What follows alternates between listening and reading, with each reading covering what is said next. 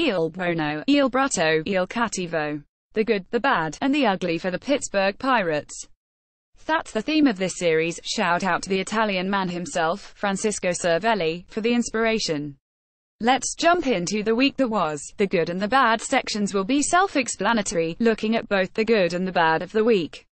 The ugly will simply be a section that covers all of the other random notes of importance from the week. The bad, I'm going to switch things up this week and start with the bad because, honestly, I'm rather salty. I feel led on. I feel confused. And I feel just generally distraught. As a current resident of the DC area, I was extremely excited to attend the 4-game series the Pirates had scheduled in DC against the Nationals. With the Pirates coming off a sweep of the Cardinals and the Nationals missing 3 key players to injuries, I justifiably anticipated an exciting series. I arrived early to the games with my black and gold proudly showing, and what was my reward? One of the most uncompetitive series that I have ever witnessed in the game of baseball. The Nationals outscored the Pirates 27-10 over those 4 games, and only one of the 4 games felt even remotely competitive. Once again, the bats completely disappeared, and the only semi-important hit over the 4 games was made by Jameson Taillon, a pitcher. More from Rum Bunter. Am I overreacting to a week where the Pirates ultimately went 3-4? Probably. But Clint Hurdle needs to find a way to get his team to hit and to compete daily. Not in every other series. Getting swept in 2 4-game series as the first month of baseball ends is really, really bad. After sweeping the Cardinals, even a split with the Nationals would most likely put this team on top of the NL Central. Instead, the Pirates are sitting in 4th place. Let's stay on the topic of the bats and try to figure out where some of the problems are coming from. I think everyone would agree that the Pirates should be above average offensively this. Between the upgraded offense coming from third base and left field, the surprise offense coming from the catchers, and the offensive talent that is supposedly sitting in center field, right field, and first base, this team should have no problem scoring runs. The biggest problem for the Pirates offense at the moment is lineup construction. The 1 through 3 spots in the lineup are an issue right now. Gregory Polanco and Starling Marte, who hit second and third in the order, are hitting .214 and .217 with runners in scoring position. I agree with fellow writer Marty Leak that Polanco is getting unlucky so far this, but Hurdle cannot expect his club to string together runs and hits if he has 2 very important spots in the lineup being occupied by players that are hitting well under .300 and horrendously with runners in scoring position. In addition, the leadoff spot continues to be a disaster. Over the past 7 games since the last edition of this article, the Pirates' leadoff hitters have collected only 5 hits. You are not going to score runs if the position that gets the most at-bats is not getting on base.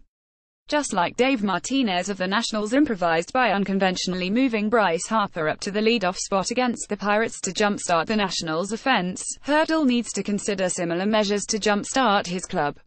Here is my solution. 1. Marte 2. Dickerson 3. Bell 4. Cervelli 5. Moran 6.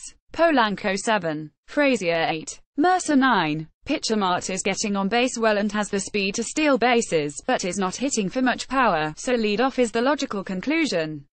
Dickerson, Bell, Cervelli, and Moran are all hitting fantastic with runners in scoring position, and Cervelli's extremely hot bat needs to be higher up in the order. Polanco and whoever is playing second base for the day needs to be hidden in the 6 and 7 spots unless someone starts to heat up. I honestly think adjusting the lineup to reflect something closer to my suggestion would go a long way for the Pirates. The last topic for the bad this week is Chad Kuhl. As much as I love Kuhl's competitive spirit, he is struggling to pitch competitive games especially against good teams. Kuhl's only 2 good starts this have been against the 7-24 Cincinnati Reds, and a Rockies club that didn't have its best hitter Nolan Arenado in the lineup. Outside of those 2 games, Kuhl has an ERA around 6.40. The Pirates have some better options available that I will discuss in the good section. The good leading off the good for the Pirates are Francisco Cervelli and Elias Diaz, the unstoppable catching duo. Cervelli and Diaz are hitting .310, .388, .595, .983 and .405, .450, .568, 1.018 on the. In addition, the two have combined to hit 7 home runs and drive in 27 runs from a position that traditionally is not expected to put up big numbers in either of those categories. This is without a doubt the best catching tandem in the league so far this, and if the All-Star break started today, Cervelli would be your starting catcher. Many people predicted that if Cervelli was healthy he would have a great, however, I don't think anyone expected him to be doing this well. Keep up the good work behind the plate, boys. I hope that everyone took my suggestion from last week's article and watched Nick Kingham's debut as a Pittsburgh Pirate. If you missed it, wow, you missed a heck of a debut. Kingham went 7 innings and struck out 9 Cardinals. The first 6 2/3 of the 7th inning were perfect, literally, no walks or hits. Unsurprisingly, this set tied many debut-related records. Hurdle is rewarding Kingham's incredible spot start with another start against the Brewers on Friday the 4th. If Kingham pitches well again, the Pirates should move him into the rotation permanently and replace Chad Kuhl. I don't want to ignore the 3-game sweep of the Cardinals. The Pirates have done really well this against division opponents, going 8-2 over the course of 3 separate series. The NL Central is going to be tight this year, and if the Pirates can establish dominance and confidence in interdivision play, the team is going to have a huge leg up over the Cubs, the Cardinals, and the Brewers. If the Pirates win this week's series against the Brewers, the team will have already beat every divisional opponent in a series of 3 or more games this. The uglier big story for the Pirates in May might be how they handle roster decisions as key players return for the team. AJ Schugel owns a 3.19 ERA out of the bullpen for the Pirates the last 2 and has quietly been one of their more consistent bullpen pitchers. Schugel has now made multiple AAA Indy appearances and is expected to be called up to the Pirates sooner rather than later. Joe Musgrove, when healthy, will make his Pirate debut and provide immediate help as either a starter or a bullpen arm. Looks like initially he will get an opportunity as a starter. Musgrove made his first start with high A Bradenton on Tuesday and pitched well. If all goes according to schedule, the Pirates could see Musgrove by the end of the month. Josh Harrison is working his way back to the Pirates' everyday leadoff spot and is about ready to start his rehab assignment. It goes without saying that he is sorely missed. We will see him as well before the end of the month. As I was watching the Pirates National Series, I was treated to multiple occurrences of the on-field President's Mascot race. For anyone who has attended a game at PNC Park, this is very similar to the pierogi race. I was not entertained. Maybe I was just upset at how purely the Pirates were racing, but for some reason, this race did not feel as special as the pierogi race at PNC. However, this experience did spark a rabbit hole-like Google search for all of the teams that have mascot races.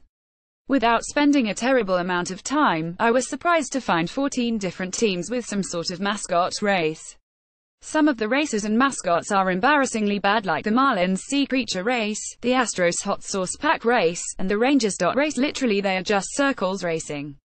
The Pirates happen to have the second oldest mascot race, beat out only by the Brewers, who race sausages every game. Interestingly, it seems like the pierogies and the Nationals President's race quite often, though I personally have not witnessed the event. Please watch this, it is hysterical. That's all for this week. Feel free to comment below if you have any suggestions or thoughts on the good, the bad, and the ugly. I am always looking for feedback. The Pittsburgh Pirates week ahead. May 4th, Pirates at the Brewers 8-10 May 5th, Pirates at the Brewers 7-10 May 6th, Pirates at the Brewers 2-10 May 8th, Pirates at the White Sox 8-10 May 9th, Pirates at the White Sox 2-10.